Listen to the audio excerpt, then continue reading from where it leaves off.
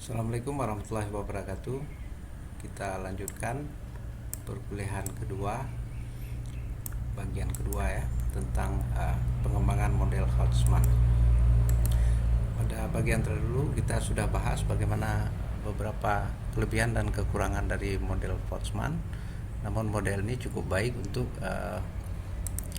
pengembangan model-model ekonomi kehutanan berikutnya.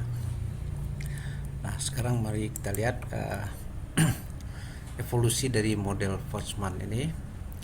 Model Holtzman kita ketahui dasar dari pengelolaan hutan yang menentukan umur panen optimal atau rotasi optimal, jadi memaksimalkan nilai ekonomi lahan ya. Kemudian model ini memiliki keterbatasan dengan asumsi harga yang konstan, kemudian tidak memasukkan unsur-unsur yang non kayu, dan juga waktunya juga tidak dinamis ya. Kemudian model ini sebenarnya dikembangkan lagi kemudian oleh Hartman di tahun 76 dengan mengembangkan model Holtzman, memasukkan pertumbuhan hutan yang lebih realistis ya, dan juga tidak konstan ya, lebih dinamis ya. Ada faktor-faktor yang non kehutanan yang dimasukkan di dalam model Hartman ini, sehingga valuasi dari nilai ekonomi dari kayu tersebut menjadi meningkat, atau nilai ekonomi dari hutan tersebut menjadi lebih meningkat, dan juga kondisi ekologisnya bisa juga lebih berkelanjutan. Nah, ini dia model Hartman, nanti kita lihat satu persatu. Kemudian ada model rotasi stokastik yang mempertimbangkan atau memasukkan unsur uncertainty atau ketidakpastian. Nah, sebenarnya apa saja yang menjadi ketidakpastian? Misalnya bencana, kebakaran, kemudian harga, kita tidak tahu kan kapan harga itu naik, kapan harga itu turun. Kita hanya bisa membuat suatu prediksi ataupun estimasi atau memperkirakannya. Kemudian pertumbuhan. Nah, ini pertumbuhan juga ada faktor-faktor yang mempengaruhinya, yang tidak pasti tentunya, karena kondisi cuaca, kemudian faktor kondisi cuaca, bencana dan lain sebagainya ya. Nah, ini yang menjadi spirit dari rotasi stokastik disebut modelnya untuk di ekonomi forestry atau ekonomi kehutanan. Kemudian ada optimal control, pendekatan dinamis. Ini pengelolaan hutan yang bersifat jangka panjang ya. Nah, bagaimana mengelola, kemudian bagaimana mengelola stok, melakukan panen dan menjaga pertumbuhannya. Ini dibahas di dalam model optimal control. Kemudian ekonomi karbon. Nah, model karbon ini banyak diterapkan di negara-negara maju dengan mempertimbangkan nilai hutan atau manfaat hutan itu dalam menyerap karbon. Ya, jadi ada jasa hutan itu dan dilakukan valuasi sehingga pembangunan dan manfaat lingkungan pembangunan itu menjadi berkelanjutan. Jadi ini dia beberapa pengembangan, masih banyak model-model lainnya. Bisa baca jurnal-jurnal terbaru. Ini hanya sebagai landasan dan perkenalan bagaimana pengembangan dasar dari fondasi yang diletakkan Holtzman ini, sehingga model-model ekonomi kehutanan ini bisa lebih menyesuaikan dengan kondisi zamannya dan juga tantangan permasalahan-permasalahan yang dihadapi ya. Nah, isu lingkungan sekarang ini menjadi isu yang sangat diperhatikan oleh dunia, di mana peningkatan suhu, peningkatan permukaan air laut yang disebabkan oleh kondisi lingkungan dan ekologi yang semakin terdegradasi. Jadi ini penting untuk kita perhatikan bagaimana kita bisa memanfaatkan nilai secara ekonomi tetapi juga menjaga nilai ekologisnya.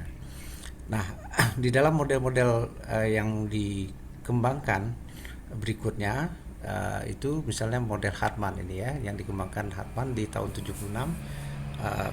Hartman menambahkan nilai non kayu. Apa itu nilai non selain dari kayu ini? Ada nilai rekreasi ya, ada nilai lingkungan, ada nilai karbon. Nah, kemampuan menyerap karbon, kemudian menjaga keseimbangan alam.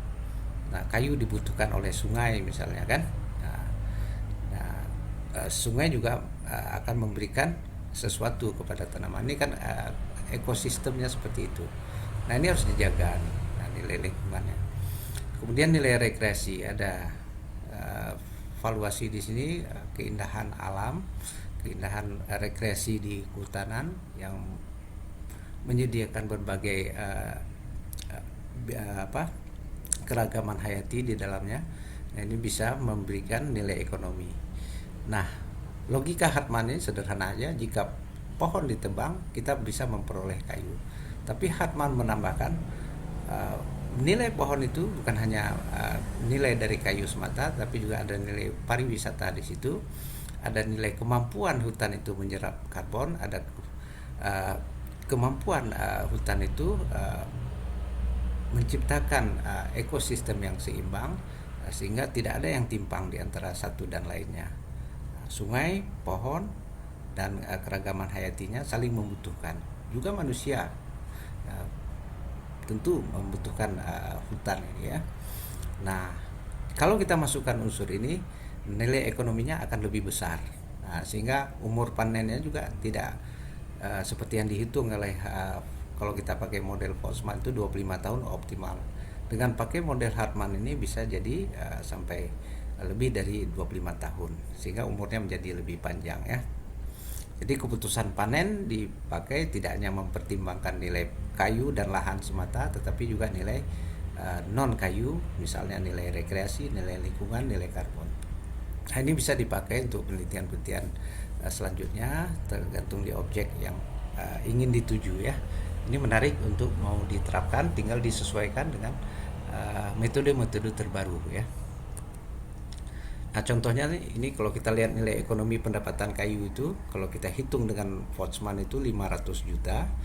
Kalau kita masukkan unsur-unsur jasa tadi, ada rekreasi, ada nilai pariwisata, di situ ada nilai ekosistem, nilai lingkungannya, ada nilai penyerapan karbonnya, itu bisa kita estimasi sebesar 150 juta, maka total dari LEV dari kayu tersebut meningkat dari 500 juta menjadi 650 juta. Jadi land expectation value atau LEV ini akan bertambah dengan memasukkan komponen nilai-nilai ekonomi non kayu. Nah, itu dia kelebihan dari model Hartman ini, pengembangan dari model sebelumnya ya. Nah, ini kita lihat model selanjutnya, ada model rotasi stokastik, acak, random. Model ini seperti apa ya?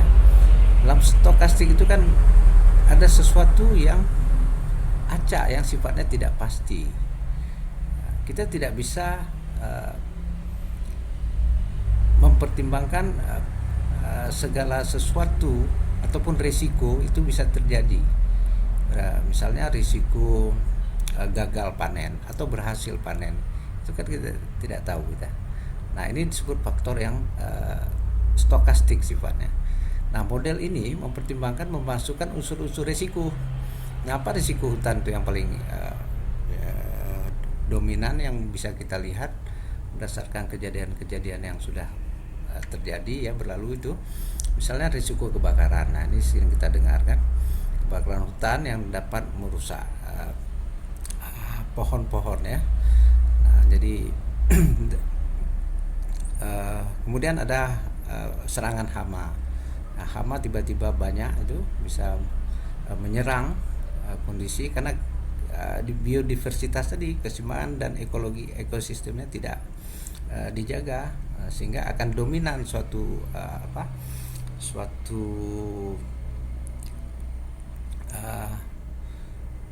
suatu hewan ataupun juga suatu makhluk yang bisa menjadi dominan, dia akan menguasai itu. Nah, ini biasanya menjadi suatu persoalan yang serius.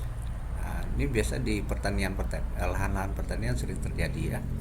Kemudian badai ya, angin kencang, banjir, hujan yang bisa merusak kondisi hutan. Dan hama, penyakit, itu sama aja ya. Penyakit ini juga karena kondisi keseimbangan ekosistem. Ya, ini semuanya ini unsur-unsur risiko. Jadi dimasukkan dalam model ini. Nah, kita bisa melakukan suatu evaluasi ya.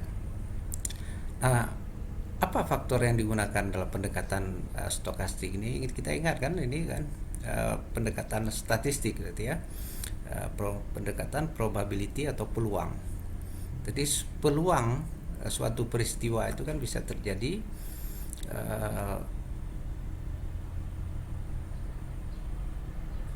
melahirkan suatu outcome. Ya, outcome itu ada dua ya kan. Outcome sukses atau outcome gagal, berhasil atau gagal. Nah, itu bisa dihitung probabilitasnya. Nah, berapa peluang berhasil dan berapa peluang gagal.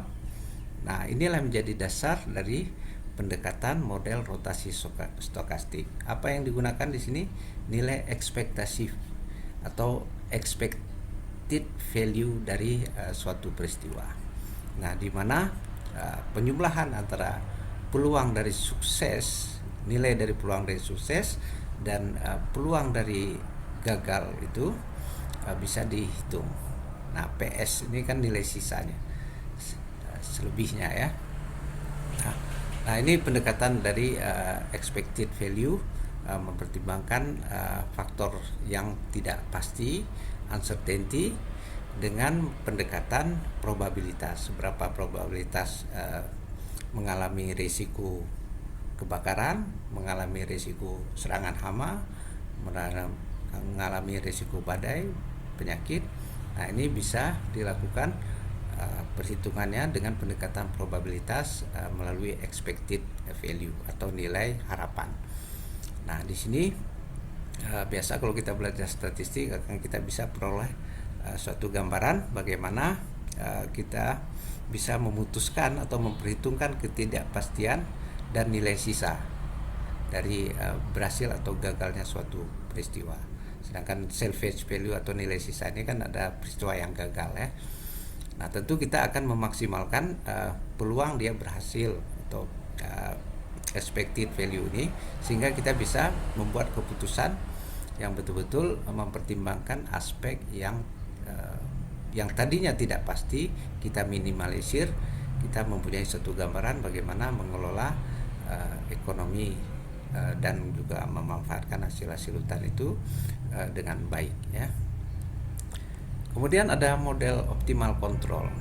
Nah, ini mulai dari kita mengajukan pertanyaan bagaimana mengelola stok hutan sepanjang waktu. Nah, ini sifatnya lebih jangka panjang nih. Kapan dia ditebang? Dan bagaimana strategi yang terbaik? Nah, pendekatan optimal control ini menyeimbangkan antara pertumbuhan panen maksudnya dengan stok yang tersedia. Nah, jadi pertumbuhan dan panen itu dia harus sama seperti ini kan. Kalau pertumbuhan lebih besar daripada panen, nah, seperti ini kan, pertumbuhannya lebih besar dari panen, maka stoknya meningkat. Sebaliknya jika dilakukan panen atau penembangan hutan itu terlalu besar untuk dimanfaatkan secara ekonomi, nah ini stok hutannya akan menurun. Nah, sehingga terancamlah nilai-nilai tadi yang di model Harman kita lihat ada biodiversitas, kemudian ada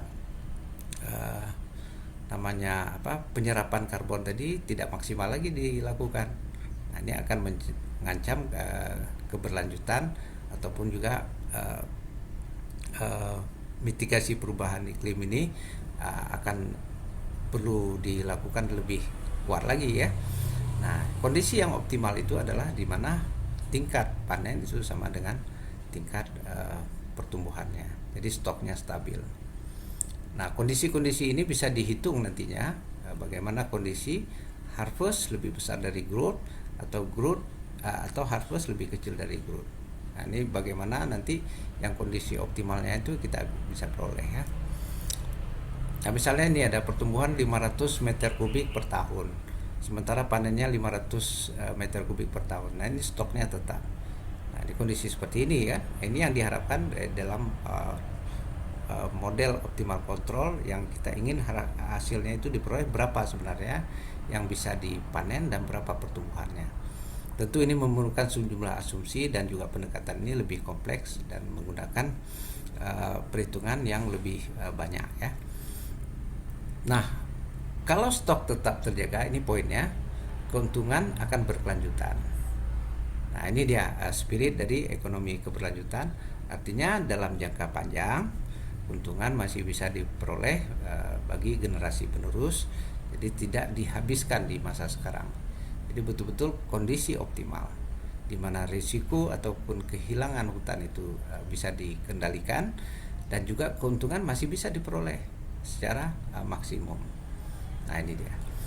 Jadi manfaatnya ini untuk menjaga stok hutan tetap lestari, kita maksimalkan nilainya ekonomi jangka panjang, jadi tidak hanya jangka pendek. Ini pembangunan tentu berkelanjutan dan tentunya proses. Nah, masalah sekarang ini kan masalah karbon ya, isu karbon di dunia ini. Nah, ini bisa dicegah, bisa diatasi sehingga efek perubahan iklim dalam jangka panjangnya ini bisa dikendalikan, malah kalau bisa diturunkan ya. Kemudian yang terakhir ada model ekonomi karbon. Model ini mengintegrasikan nilai kayu dan nilai karbon. Jadi nilai kayu tadi ada nilai kayu, kemudian nilai karbon ini dihitung, sudah ada di model Boltzmann ya kan. Kemudian ditambahkan dengan nilai karbon. Kemampuan hutan itu menyerap karbon itu adalah ditambah dengan nilai kayu, itu disebut dengan total benefit dari nilai hutan tersebut. Nah, misalnya ada pendapatan kayu itu, nilai kayunya itu 22,5 miliar ditambah dengan nilai dari penyerapan dia karbon itu 5 miliar, maka nilai dari hutan itu, land expected value yang dalam model Boltzmann itu naik dia, tidak lagi 22 tapi 27,5. Dan di sini ada faktor karbon. Jadi tentunya investasi ini akan lebih meningkat karena kita memperhitungkan menambah investasi untuk kemampuan hutan menyerap karbon. Model ini juga sudah banyak dipakai ya. Nah, terus dievaluasi karena masih banyak kekurangannya juga, tapi begitu perkembangan ilmu pengetahuan terus memperbaiki, melakukan kajian-kajian yang bisa memperoleh solusi baik secara ilmu pengetahuan maupun juga bisa diterapkan untuk melahirkan suatu kebijakan pengelolaan hutan yang berkelanjutan. Nah, dari seluruh model ini bisa kita simpulkan ya kan, fokus utama kajian Boltzmann itu pada nilai kayu tadi ya kan. Kemudian tahun 76 Hartmann mengembangkan model Boltzmann ini, memasukkan unsur non kayu, misalnya jasa lingkungan, non rekreasi tadi, ada rekreasi, kemudian ada nilai-nilai lainnya ya yang dihitung semuanya, sehingga nilai kayu itu lebih besar, nilai hutan itu lebih besar dibandingkan yang dihitung oleh Boltzmann. Sedangkan rotasi stokastik memasukkan unsur ketidakpastian atau uncertainty. Nah, peluang terjadi risiko bencana, risiko kebakaran, risiko kenaikan dan penurunan harga itu kan susah kita prediksi. Nah, itu uncertainty sifatnya, ini bisa kita lakukan dengan pendekatan stokastik ataupun juga probabilitas. Nah, peluang berhasil atau gagalnya suatu kejadian. Nah, ini tinggal kita tambahkan peluang berhasil ditambahkan nilai sisa gagalnya itu, nah, kita perolehlah satu gambaran bagaimana risiko itu bisa terjadi. Kemudian ada pengelolaan dengan pendekatan model optimal kontrol. Nah, dengan pendekatan ini lebih sifatnya dalam jangka panjang, mempertimbangkan unsur waktu. Kalau kita lihat di sini ada dinamik ya. Nah, ini juga melihat bagaimana pertumbuhan hutan itu harus sama dengan tingkat daya eksploitasi hutan itu, atau disebut harvest tadi kan. Jadi kalau dia sama, itu stok akan tetap terjaga. Intinya bagaimana mengelola stok ini tetapi bisa dimanfaatkan dalam jangka sekarang ini, jangka pendek, dan tentunya juga masih tersedia untuk jangka panjang yang jumlahnya sama. Jadi jumlah kayu sekarang dengan jumlah kayu hutan yang ada di masa yang akan datang itu harus sama. Nah, seperti itu. Jadi itu yang dinamakan pendekatan optimal kontrol dan sifatnya jangka panjang ya. Kemudian yang terakhir ada model pengembangan dari model Holtzman ini adalah ekonomi karbon. Memasukkan unsur karbon, nah, ini jasa lingkungan kan. Nah, ini hampir mirip dengan model Hartman ini sebenarnya dia masukkan ini hanya karbon tapi ya. Sedangkan di Hartman ini ada karbon dan rekreasi. Jadi kan rekreasi, sedangkan ini pure dia melihat karbon ansih ya. Sehingga model ini betul-betul fokus bagaimana isu peningkatannya karbon dan isu perubahan iklim itu bisa ditekan dengan menghadirkan hutan yang secara berkesinambungan atau berkelanjutan ya. Jadi faktor deforestasi dengan semua model ini bisa diatasi. Jadi tidak ada kelebihan tebang, juga tidak ada kurangnya pemanfaatan secara ekonomi. Jadi betul-betul yang dinamakan dengan optimal. Nah, ini dia. Jadi ada semua ini, model ini harus bisa melahirkan implikasi kebijakan dan manfaatnya tentunya bagi dunia dan masyarakat. Yang pertama itu ekonomi tetap tumbuh karena kita manfaatkan hasilnya, tapi kelestarian lingkungannya masih bisa kita jaga. Nah, karena kita gunakan hasil yang optimal, kita hitung dia. Dan tentunya mitigasi perubahan iklim, terutama tindakan kita mencegah, dan juga nanti kalau sudah rusak itu ada recovery, itu bisa kita lakukan. Jadi kita harus hitung semuanya itu dalam memanfaatkan sumber daya alam, baik itu yang tidak bisa diperbarui maupun dengan yang bisa diperbarui. Kita hitung dia rotasinya itu seperti apa. Karena pertumbuhan kayu ini kan tidak serta-merta kita tanam langsung besar maksimal dia. Butuh waktu dia. 10 tahun, 15 tahun, 20 tahun.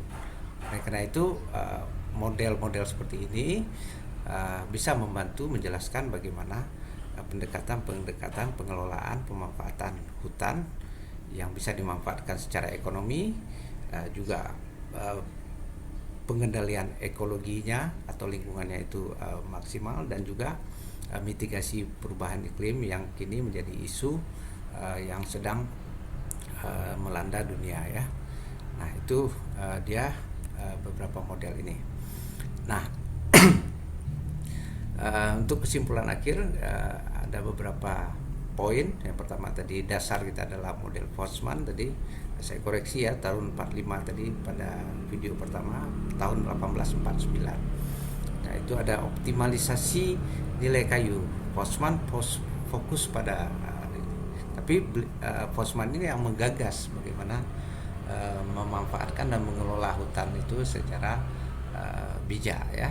Nah, tentu pengembangan model ini menjadi dasar yang bagus dan terus dikembangkan, dilakukan kajian sampai saat ini, sehingga beberapa badan dunia seperti World Bank, FAO dan lain sebagainya itu menggunakan model-model ini dan mengkaji, memperbarui atau mengembangkan sehingga menemukan solusi-solusi yang bisa diterapkan di negara-negara yang membutuhkan solusi pengelolaan sumber daya, terutama sumber daya hutan ya.